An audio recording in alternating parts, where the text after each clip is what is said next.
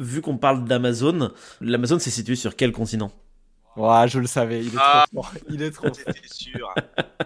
Il est trop J'allais fort. te proposer un truc comme ça. L'Amazone se situe sur le continent de l'Amérique du Sud. Mais qu'y a-t-il au sud de l'Amérique du Sud? L'Afrique? Non, moi j'avais surtout une autre question à vous dire, c'est qu'est-ce qu'il y a en Amérique du Sud que vous pensez qu'il n'y a pas? Bah, le Eh ben, les Nil. pingouins. Ah, pas des pingouins, Ah, des pingouins. Des manchots? des Ah, manchots, pardon, des exactement. manchots. Et oui, parce que les Bah, si. pingouins sont en Je me hémisphère fais toujours nord. avoir. Bien sûr qu'il y en a dans le sud de l'Argentine. Exactement. Parce que aujourd'hui, moi je vais vous parler du manchot de Magellan. Si toutefois ça vous convient. Parce que fini les gorfous, fini Youbi le putain de petit pingouin. Ah, là maintenant, on va passer aux manchots qui vivent dans des latitudes qui sont un peu plus, on va dire, caliente, tu vois, si je puis dire. Donc le manchot de Magellan, c'est un manchot avec des yeux marrons qui fait une taille de 70 cm. Il a un poids de 4 à 4,9 kg. Il a un bec de 5 cm et des ailes de 19 cm. Mais ça, j'ai envie de vous dire, on s'en fout un petit peu finalement. Parce que le manchot de Magellan, c'est quoi? C'est le Spheniscus magellanicus de son nom latin. Et c'est en fait la plus nombreuse des 4 espèces du genre Sphenicus. Je sais pas trop si ça se prononce comme ça parce que c'est du latin et c'est bizarre. C'est celle qu'on voit souvent dans les zoos. Exactement, c'est celle qu'on voit souvent dans les zoos. Et Ils oui. ont le dos noir, le ventre blanc avec 2 bandes noires sur leur petit bidou, une tête noire Ils entourée sont d'une bande blanche. Ils sont trop beaux. Certaines, ils sont magnifiques. Certaines parties de la tête sont nues, sans plumes. Les pieds sont noirs avec quelques taches roses. À votre avis, son nom de Magellan, ça vient de d'où? Alors, moi je pense que Ouais. ça vient d'un détroit qu'on appelle le détroit de Magellan, qui se trouve exactement au sud de l'Amérique du Sud. Waouh! Eh bien, figure-toi que Hop, hop. pas du tout. Pas du tout, mais un peu quand même. Parce qu'en fait, son nom ne vient pas du détroit, mais vient directement de la personne de Magellan lui-même, celui qui a trouvé le détroit de Magellan. Parce qu'en fait, l'explorateur de Magellan, c'est le premier Européen à se rendre dans l'extrémité sud du continent américain, et il répertorie cette espèce. En effet, en 1519, il les a vus, il les a décrits, il les a même décrits justement comme étant de drôles de canards sans ailes, mais quand même vachement pratiques parce qu'on peut les capturer en grande quantité, les saler et ensuite les bouffer pour pouvoir partir à l'aventure dans l'océan Pacifique. Et oui, c'est ça la première rencontre des Occidentaux avec les manchots de Magellan. Toutefois, on les rencontre un peu partout aujourd'hui, ces manchots sur les îles Malouines, en Argentine, côte sud, hors terre du feu, dont principalement Punta Tambo. On les retrouve aussi dans les îles des États, le Cap Horn, on les retrouve au Chili, on les retrouve dans les îles Juan Fernandez, et bref, il y en a un petit peu partout. En plus, un manchot de Magellan, ça peut quand même vivre jusqu'à 30 ans, quand même. C'est pas rien du tout, je trouve. C'est beaucoup pour un oiseau. C'est pas mal, hein. C'est un bel oiseau. Il peut, en liberté, pas en cage. En cage, c'est un peu moins. Mais en liberté, il peut vivre jusqu'à 30 ans. Cette espèce migre au nord d'avril à août, après la fin de la mue, pour atteindre l'Argentine et même parfois le sud du Brésil. Certains auraient été vus au nord-est du Brésil, en Australie, en Nouvelle-Zélande et dans les îles Atlantiques Sud.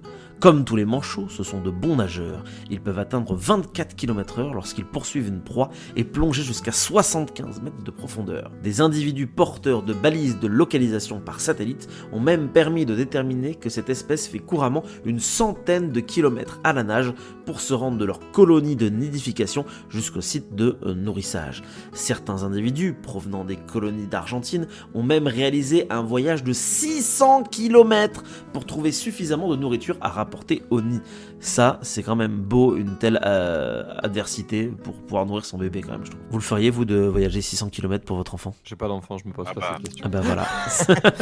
Et ben C'est réponse typiquement humaine, super. Voilà. Bravo les humains. Faudra cette question quand j'en aurai. Mettez en commentaire si vous êtes prêts à faire ça, si vous avez des enfants. Bon, bref. En commentaire si vous êtes prêts pour la fin du monde. Faudra bouffer du krill pour la fin du monde. Bien que morphologiquement adaptés aux faibles températures, ces manchots ont développé des stratégies pour lutter contre la chaleur. Durant l'été, ils vont perdre les plumes sur une bande située entre leur bec et leurs yeux, ce qui leur permet de dissiper la chaleur à ce niveau. Ah, Si c'est oui. pas ceux qui, si jamais Ouais.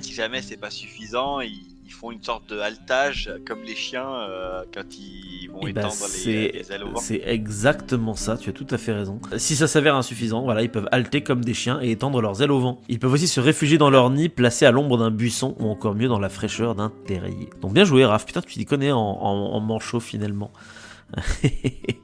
Il a anticipé, il a préparé tes chroniques en Ouais, avance. c'est ça, en fait, il a récupéré mon fichier et il le lit à chaque fois en avance, tu sais. Quoi? Comment ça, oui? Je te dirai comment j'ai fait. Waouh, il est beaucoup trop Mais fort. c'est réel alors. Putain, waouh, merde. Ces manchots montrent une grande fidélité, non seulement envers leurs partenaires, mais aussi envers leur site de nidification. Presque tous les individus retournent nicher dans la colonie où ils sont nés, si c'est pas beau tout ça. Et bien souvent, C'est déjà le cas sur celui de... celui que t'avais fait toi, parce que t'avais vu Le UP. le... Et. C'est lui. Ah, pardon. Non, on avait fait Non, le corps. vous avez fait le gorfou de macaroni. Toi, t'as fait le gorfou macaroni, je crois. Oui. Oui, macaroni. Tout Ah à oui, fait, moi, ouais. j'avais fait Tout à macaroni. fait, t'as fait le gorfou macaroni. C'est pas celui. Oui. C'est pas le manchot qui parfois utilise le même buisson Attends, pour mettre les œufs. pour mettre les œufs, je sais pas, c'est possible. Ils font tous un peu les mêmes trucs en vrai. Tous les individus retournent nicher dans la colonie où ils sont nés et ils réutilisent le même buisson, voire même le même terrier pour placer leurs œufs année après année. La Wildlife Conservation Society a ainsi suivi un couple dont les partenaires sont restés liés pendant 16 ans. Voilà. Certains humains ne le font pas, ça. Oui, c'est vrai ça. Alors, du coup, Raph, vu que tu vois dans l'avenir, de quoi je vais parler maintenant? Potentiellement, tu peux peut-être parler, je dirais, où se trouvent ces fameux manchots, parce qu'ils sont pas forcément uniquement que là, ils sont peut-être ailleurs, par exemple, je sais pas. Sur des îles qui s'appellent les îles Falkland. On dirait qu'il dit des trucs au pif comme ça. Et bah figure-toi que non, pas du tout, parce que je pense savoir de où est-ce que t'es. Je pense que t'es sur manchot.com, Raph.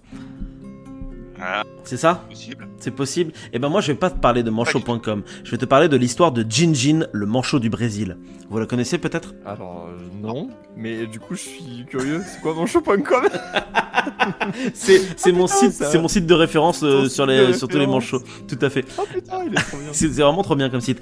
Vous pourrez aller voir la vidéo si vous voulez après, mais pendant mes recherches parce que j'utilise pas que manchot.com, sur le manchot de Magellan, je suis tombé sur une super vidéo faite par, putain, j'ai même plus la référence, je sais plus.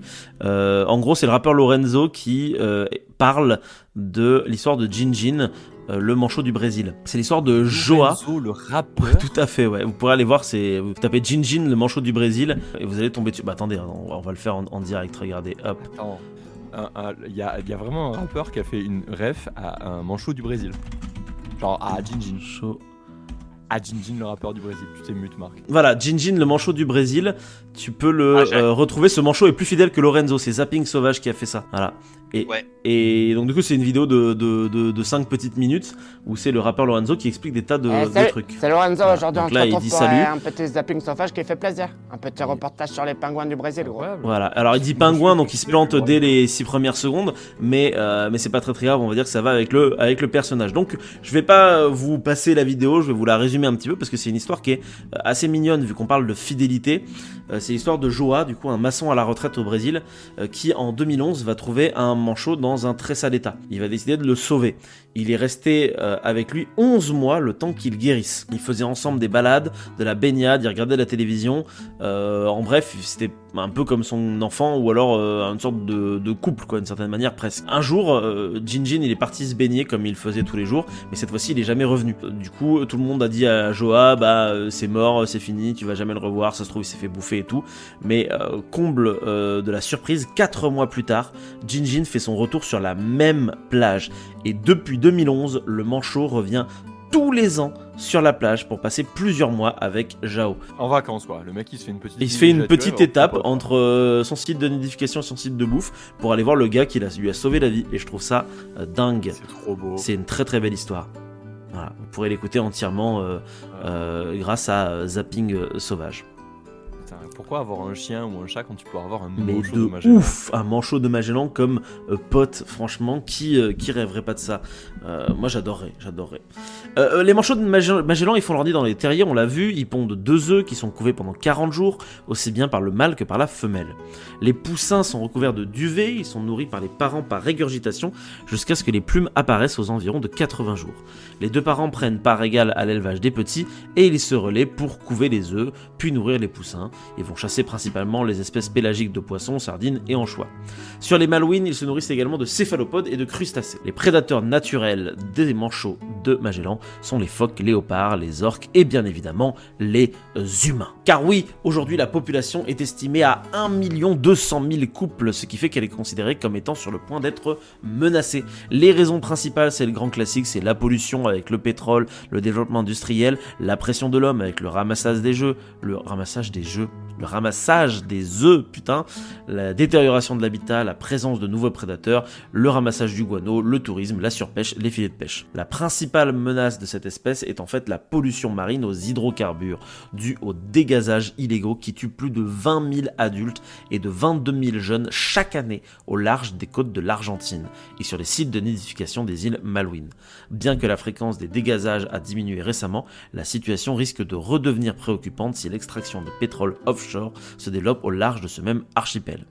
La surpêche est une autre menace, comme je vous le disais, pour l'espèce, mais outre la surpêche des anchois qui privent les oiseaux de leurs principales ressources alimentaires, de nombreux individus sont même carrément pris dans les filets et incapables de remonter pour respirer, ils meurent alors noyés. De façon plus confidentielle, à Punta Arenas, au Chili, certains pêcheurs chassent et tuent des manchots pour s'en servir comme appât. La prédation exercée par les espèces sauvages ou introduites s'ajoute à la collecte des œufs par les humains au niveau de centaines de colonies. La pression humaine liée au tourisme est aussi un problème pour ces individus nicheurs qui sont alors dérangés lors des soins aux poussins. Alors, si ça suffisait pas, des événements climatiques tels que El Niño peuvent aussi causer des morts massives chez les poussins. Cet événement qui peut provoquer une diminution drastique des ressources alimentaires par déplacement des bancs de poissons a aussi une conséquence au niveau du régime des précipitations qui augmente dans les zones occupées par les colonies de côté océan Pacifique. Si plus de 6 cm de pluie tombe au cours d'une saison de reproduction, la plupart des poussins mourront soit d'hypothermie,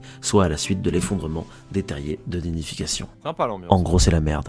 Ouais. Et voilà, vous avez appris plein de trucs sur le manchot de Magellan. Et voilà, c'était super cool. On a vraiment bien rigolé. Merci Jinjin. Non mais en vrai c'était super intéressant. Et encore une fois, petit message de prévention pour dire que nous vivons et nous sommes une espèce complètement destructrice. Ah tout à fait, là... C'est parce qu'on fout les pieds. Mais bravo pour ce petit message. Ben, merci. Ce qui est intéressant, c'est que là, on va rentrer dans un nouvel aspect des chroniques sur les manchots. On va parler de ceux qui vivent réellement avec nous.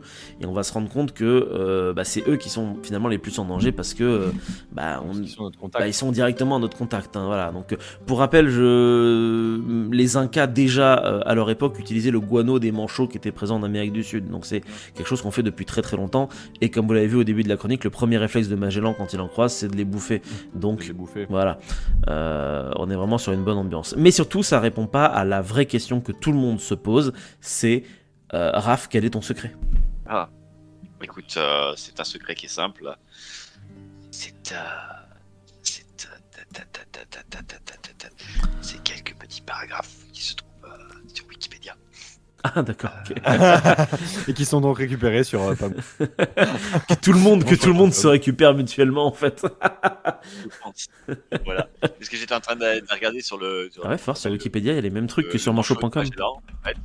Le manchot de Magellan, et en fait, sur dessus, t'as effectivement, bon, ça tu le couperas, hein. T'as par exemple, la locomotion. Mot pour mot, c'est ce qu'il y a sur pingouin.com, là. Manchot.com. Et pareil, pour la régulation. Non, mais c'est selon Lorenzo, c'est.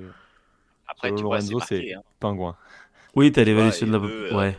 Ils ont sur Magellanic Penguins Pheniscus Magellanicus. Et donc, du coup, un texte que tu ne peux pas lire, puisque malheureusement, la page ne fonctionne pas dans les notes et références de Wikipédia. Ah merde. Oui, mais de toute façon, je pense que tout le monde se repompe un peu mutuellement à chaque fois. Hein. C'est la magie d'Internet. De toute façon, mesdames et messieurs, si vous voulez en savoir plus sur les manchots de manière générale, moi je ne peux que vous conseiller de vous renseigner par vous-même. Je sais que c'est tentant et que vous avez peut-être envie d'aller voir des manchots dans leur contexte naturel en Amérique du Sud, en Afrique ou même en Antarctique, mais c'est ce qu'on appelle le tourisme de la dernière chance, et du coup ce genre de tourisme crée en réalité des vrais problèmes pour l'environnement de ces animaux et même pour le réchauffement climatique tout court.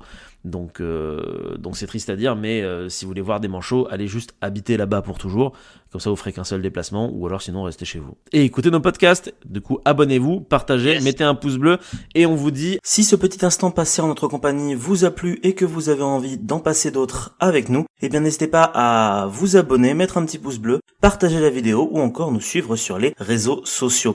Sachez que vous pouvez aussi écouter cet épisode dans son entièreté et pour cela vous n'avez qu'à vous rendre dans la description de la vidéo. Je vous dis à très bientôt pour à nouveau écouter un petit peu de tout et surtout un petit peu de rien.